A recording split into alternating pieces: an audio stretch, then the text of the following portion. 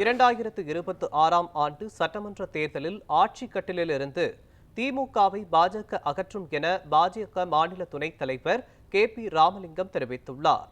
கரூரில் மத்திய பட்ஜெட் விளக்க பொதுக்கூட்டம் நடைபெறவுள்ள நிலையில் இது தொடர்பான பாஜகவின் ஆலோசனைக் கூட்டம் அக்கட்சியின் மாநில துணைத் தலைவர் கே.பி. ராமலிங்கம் தலைமையில் நடைபெற்றது.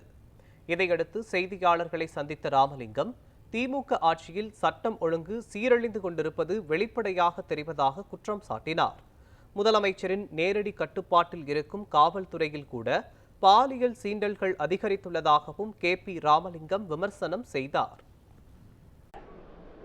இன்றைக்கு பள்ளி கல்வி நிலையங்கள் அனைத்தும் இன்றைக்கு போதை மருந்து விற்கிற இடங்களாக மாறி இருக்கிறது. பாலியல் வன்முறை சிறார்கள் இருந்து 7ஆம் வகுப்பு மாணவி, 8ஆம் வகுப்பு மாணவி, 6ஆம் வகுப்பு மாணவி, 3ஆம் வகுப்பு மாணவி என்றெல்லாம் அவ்வளவு பாலியல் வன்கொடுமை தமிழகத்தில் நடைபெற்றுக் கொண்டிருக்கிறது. காவல்துறையிலேயே இன்றைக்கு அதுபோன்று பாருங்கள், 2026இல் பாரதிய ஜனதா கட்சி திராவிட முன்னேற்ற கழகத்தை ஆட்சி கட்டிலிருந்து தூக்கி எறியும்.